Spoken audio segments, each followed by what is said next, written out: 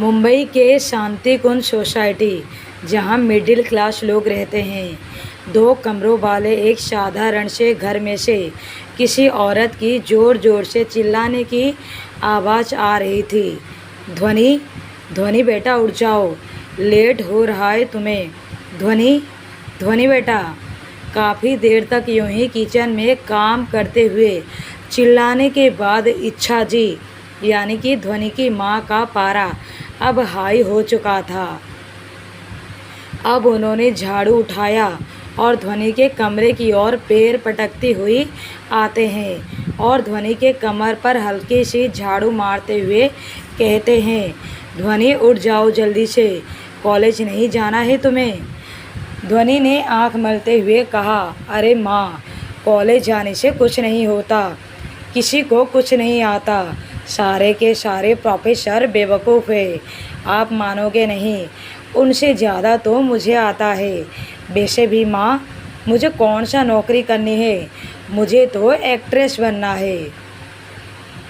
इच्छा जी ने थोड़ा चिढ़ते हुए फिर से उसके पीठ पर 2 झाड़ू लगाते हुए कहा, बड़ी आई एक्ट्रेस बनने, चुपचाप उठ, कॉलेज के लिए लेट हो रहा है।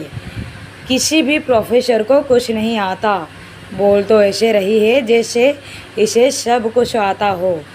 तू ही क्यों नहीं पढ़ा देती बच्चों को।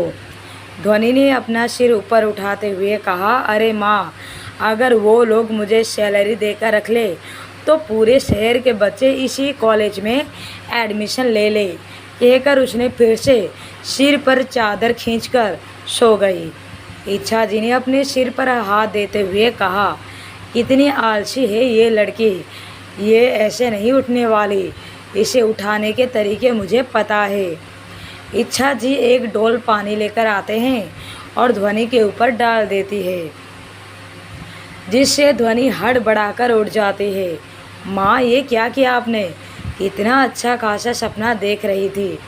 इच्छा जी ने आँख दिखाते हुए कहा, ध्वनि जाकर तैयार हो रही है या नहीं। ध्वनि ने मुंह बिगाड़कर कहा, अब तैयार क्या होना माँ, नहा तो लिया, बस कपड़े ही तो बदलने हैं। इच्छा जी ने उसे डांटने वाले लहजे में कहा, 1 नंबर की आलसी लड़की है तो, चुपचाप जाकर तैयार हो रही है या नहीं। जा रही हूँ माँ, कहते हुए ध्वनि अपनी अलसाई आंखों से बाथरूम की ओर बढ़ जाती है। इच्छा जी फिर से किचन की ओर बढ़ जाती है। कुछ ही मिनट में ध्वनि कॉलेज जाने के लिए तैयार थी। ध्वनि 5 फीट 5 इंच, गोरा रंग, कर्ली हेयर, नीली आंखें, घनी पलकें, पतले से होठ। वैसे ध्वनि एक बेहद खूबसूरत लड़की थी, बिल्कुल अपनी माँ की तरह। अब ध्वनि कॉलेज जाने के लिए रेडी थी। उसने हड़बड़ाकर 1-2 किताब अपने बैग में डाली और बैग को कंधे पर टांगते हुए कहा, माँ, मैं जा रही हूँ। इच्छा जी किचन से ही आवाज़ लगाते हुए कहते हैं, रुको बच्चा, नाश्ता तो कर लो, आज मैंने तुम्हारे पसंद का नाश्ता बनाया है। ये कहते हुए उन्होंने एक प्लेट में आलू के पराठे लेकर किचन से बाहर निकलती है। लेकिन ध्वनि ने बिना पीछे मुड़े अपनी माँ को देखे बिना ही कहा, नहीं माँ, रहने दीजिए, मैं पहले से ही काफ़ी लेट हो चुकी हूँ, बाय।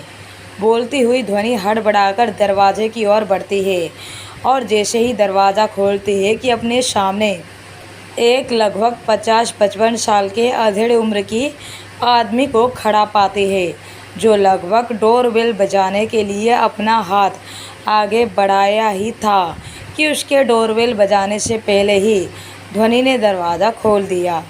ध्वनि ने उस इंसान को सिर से पैर तक देखते हुए पूछती है, बोलिए, क्या काम है आपको, कौन है आप।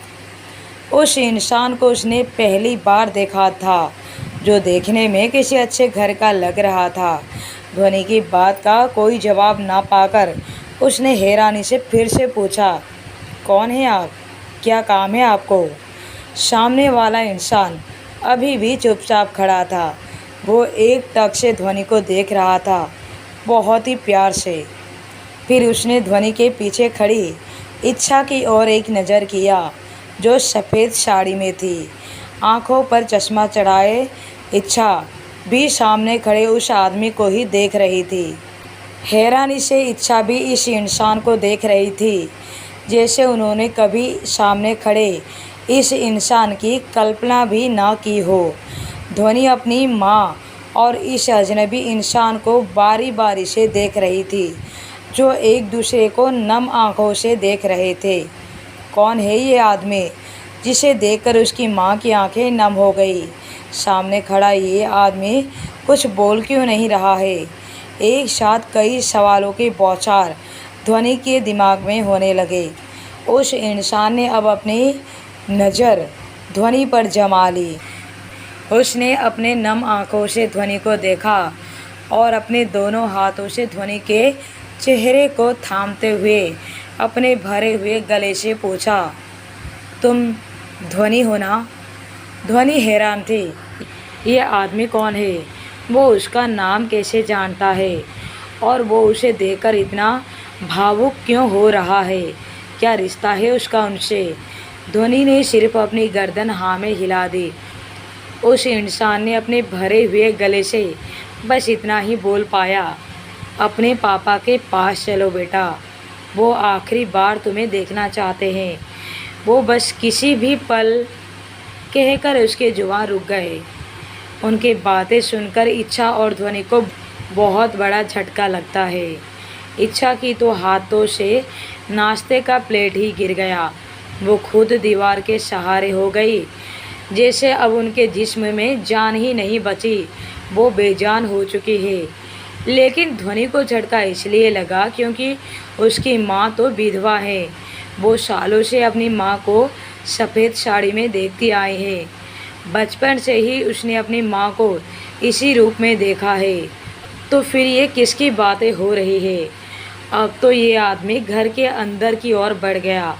उसने इच्छा के सामने जाकर खड़ा हो गया, अपने हाथ जोड़ते हुए कहा, भाभी, प्रेम की हालत बहुत ही नाजुक है।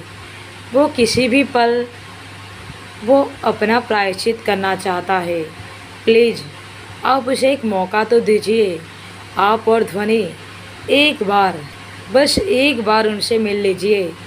माफ़ कर दीजिए उन्हें, नहीं तो उनकी आत्मा को शांति नहीं मिलेगी। अपने दिल पर बोझ लिए पिछले 20 सालों से जी रहे हैं वो। अब वो इस दुनिया को छोड़कर जाने वाले हैं। अब कैसी नाराज़गी! क्या आप उन्हें माफ़ नहीं कर सकती? बोलिए। इच्छा दीवार से सटकर ज़मीन पर धड़ाम से बैठ जाती है। उनके दोनों आँखों से चौधार आंसू बह रहे थे। आज फिर उस आदमी का जिक्र उसके सामने हुआ, जिसे कभी वो बेइंतहा मोहब्बत करती थी और जिसे आज वो दिल की गहराई से नफ़रत करती है। ध्वनि ने अपना सब्र खोते हुए पूछा, कोई बताएगा मुझे कि ये किस बारे में बातें हो रही है? माँ, ये किस बारे में बातें हो रही है? कौन है मेरे पापा? अगर वो आज तक जिंदा थे तो हमारे पास क्यों नहीं थे? आप ये सफ़ेद साड़ी कैसे पहन सकती हो? इच्छा इस हालत में नहीं थी कि कुछ भी बोल सके, लेकिन सामने बैठा वो अधेड़ उम्र का आदमी यानी कि सिद्धार्थ ने कहा, मैं बताता हूँ तुम्हें। तुम्हें पूरा हक है ये जानने का कि तुम्हारे माँ के साथ क्या अन्याय हुआ है, क्यों वो अपने बेजान शरीर को आज तक ढो ढो कर जीती रही है। ये बात है 20 साल पहले की।